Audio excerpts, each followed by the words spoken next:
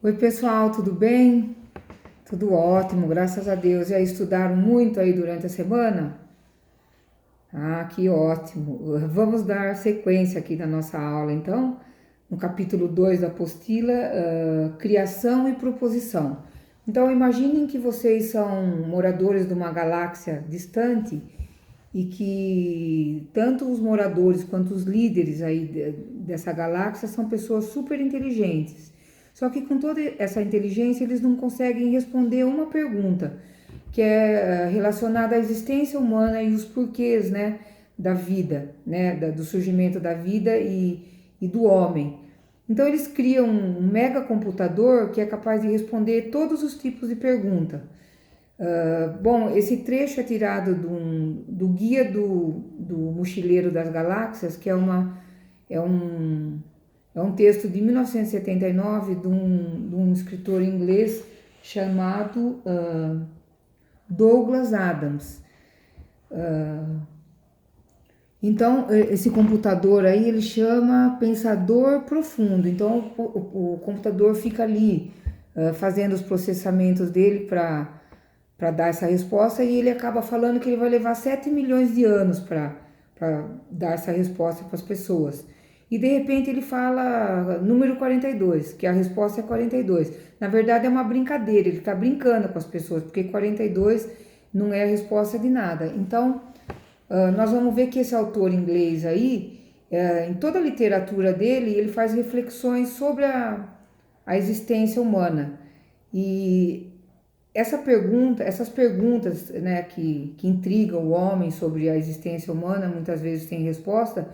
Muitas vezes a gente nós conseguimos nos aproximar da resposta quando a gente fala das criações artísticas, porque o homem ele é um microcosmos, né? Ele tem uma lógica ali dentro da sua própria existência e quando ele cria algo ele coloca uma coisa que é divina, assim, esse ato da criação.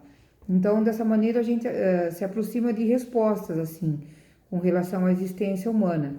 Então, para explicar melhor esses propósitos, a apostila aborda dois assuntos, que é a arte sequencial, ou comics, história em quadrinhos, né, ou tirinhas de humor, e um papiro egípcio.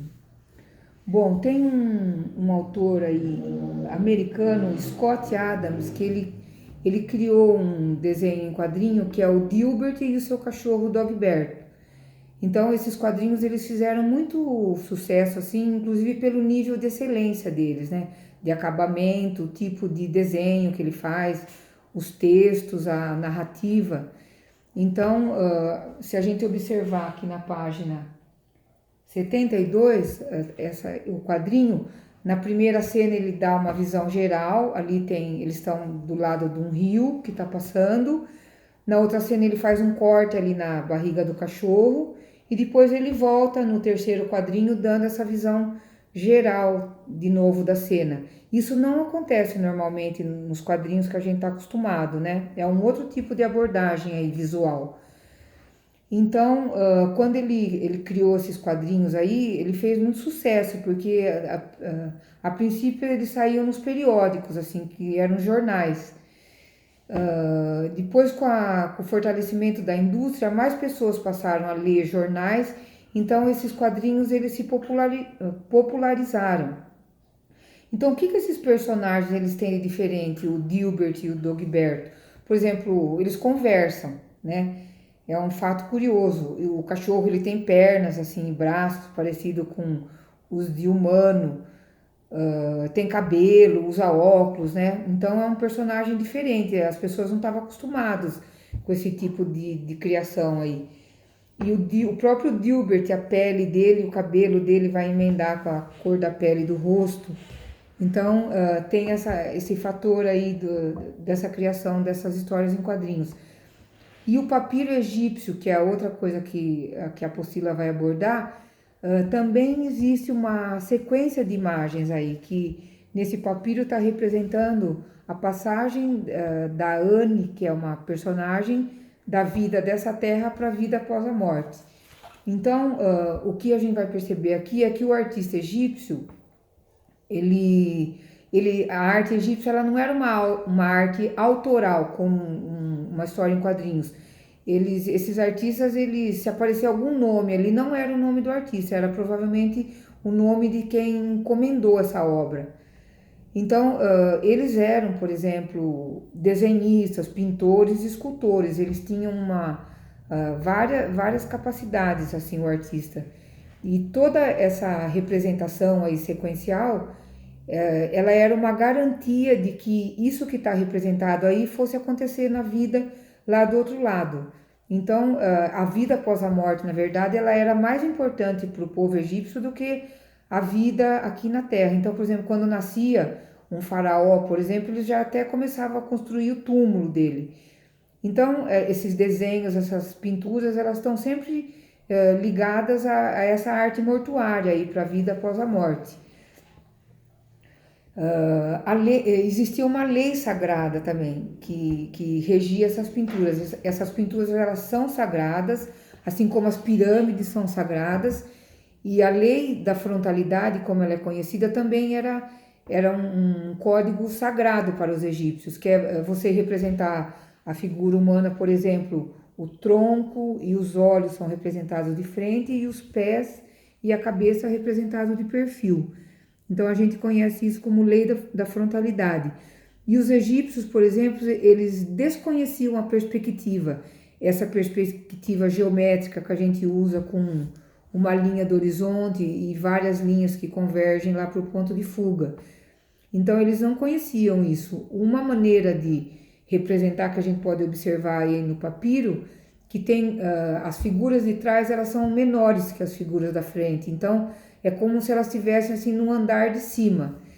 Então, por exemplo, o tamanho das figuras representadas, ela estava ligada também à classe social. Por exemplo, o faraó, ele é representado de um tamanho maior. E aí vem os sacerdotes, vem as esposas deles reais e o povo está lá na base da pirâmide por último. E essa arte aí, ela era feita mesmo para essa classe mais alta aí da sociedade egípcia, para os faraós. O povo, eles eram enterrados assim em túmulos comuns. Então essa arte assim, ela não chegava até o povo. E a gente observa também que essa arte ela existe tanto nos papiros como eles representam também na parede ali, tá tudo desenhado.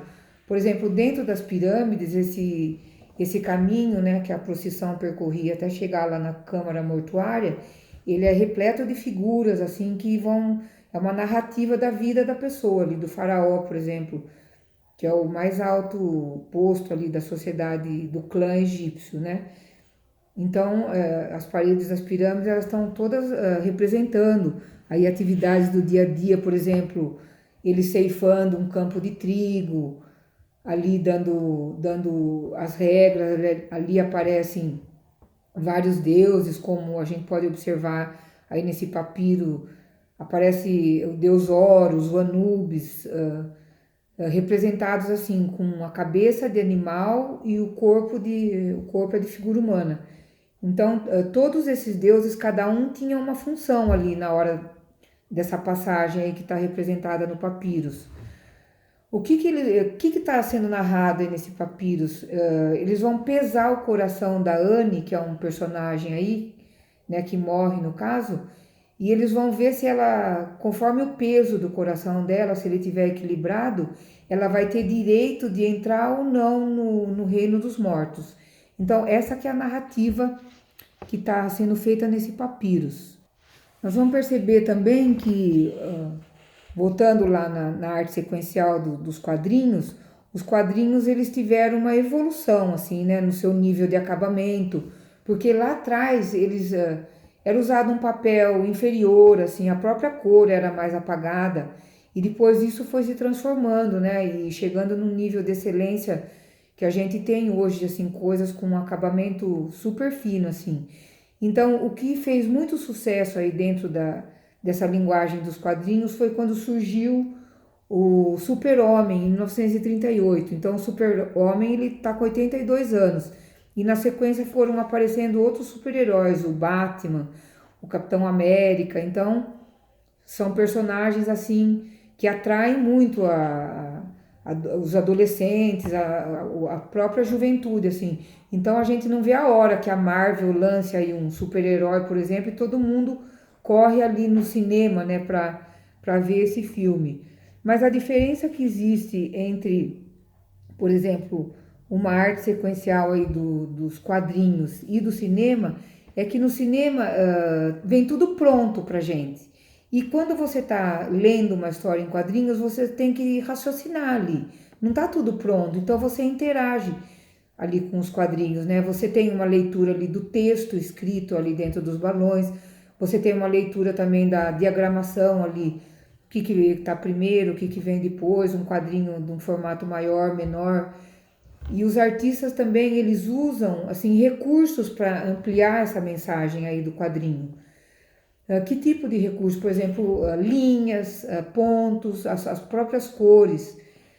Então, o que nós podemos observar é que, por exemplo, com a questão do movimento, para você representar o movimento assim num desenho, muitas vezes o movimento de uma pedra rolando ou um braço, o personagem está mexendo o braço. Então, existem vários recursos que os artistas usam para ampliar essa ideia do movimento. E os artistas também, eles vão buscar isso, assim, existem referências, assim, dentro das próprias obras de arte.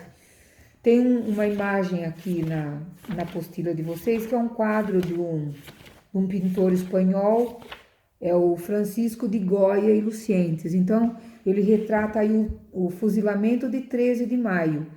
Então, a gente percebe que ele joga toda a luz ali no branco da camisa do homem que vai ser fuzilado ali nos canos das espingardas.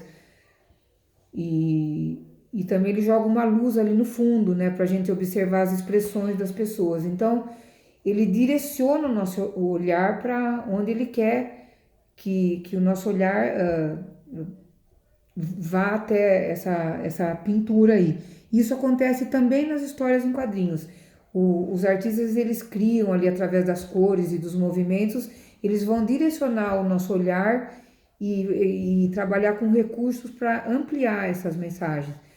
E o que a gente vai observar também é que os quadrinhos, eles tomaram uma proporção muito grande, assim, até os dias atuais. A gente tem, assim, exemplos do uso dos quadrinhos lá na China antiga, quando o imperador, ele usava os quadrinhos, por exemplo, para doutrinar as pessoas. A própria igreja faz revistas, assim, com quadrinhos para pregar o evangelho. Você tem, assim, um número grande desse tipo de formato de arte aí que aborda, assim, assuntos dos mais variados. Então, nós vamos ver que tanto as obras de arte como os quadrinhos e lá na arte egípcia também, a gente percebe a criação de ícones. O que são ícones? Assim, são imagens representativas. Então, nós estamos rodeados de ícones também no nosso dia a dia. Por exemplo, que ícone que eu vou dar de exemplo aqui da minha cidade? Por exemplo, a Pedra Torrinha é um ícone. Se eu tivesse que representar a minha cidade através de um ícone, eu poderia escolher a Pedra Torrinha para eu retratar, então. Então, o que eu vou pedir para vocês fazerem é o seguinte, tem uma série de exercícios aqui, acho que vai da página 80 até a página 86, eu quero que vocês respondam, que estão ligadas aí ao texto, né, dos quadrinhos e da leitura desse papiros aí. E depois eu vou colocar também exercícios lá na plataforma para vocês responderem e vou pedir para vocês fazerem um desenho de um ícone. Qual que é o seu principal ícone aí? De repente você tem aí dentro da própria casa um ícone, o seu computador, aí você pode fazer uma pesquisa, ou aí em Brotas, qual que é o principal ícone de Brotas, por exemplo? Os esportes aventuras são um ícone de Brotas, o cinema de Brotas, ou o cantor Daniel é um ícone de Brotas. Então vocês vão escolher um ícone aí da sua cidade e vão fazer esse desenho e vão postar aqui na plataforma, que é a atividade dessa semana que eu vou deixar aí para vocês fazerem. Então, nós não chegamos até o final do nosso capítulo, eu vou parar por aqui, não vou entrar nessa parte sonora, que é o próximo tópico que a gente vai ver, porque é um capítulo longo, assim, então já tem bastante tarefa para vocês fazerem aí durante a semana, e eu vou ficar esperando aqui vocês responderem as perguntas, então, relacionadas a essa aula virtual que eu acabei de fazer para vocês. Então, eu espero que vocês tenham entendido e qualquer dúvida a gente tira na nossa live, que vai ser aí na quarta-feira, né? Então, eu desejo uma ótima semana para vocês e vamos torcer para passar logo essa pandemia, porque não tá fácil, né, gente? Nem para vocês aí desse lado, nem para a gente, para os professores aqui do lado de cá, gravando aulas e tal. Então, eu desejo uma ótima semana para vocês e um beijo enorme para cada um, tá? Tchau, tchau.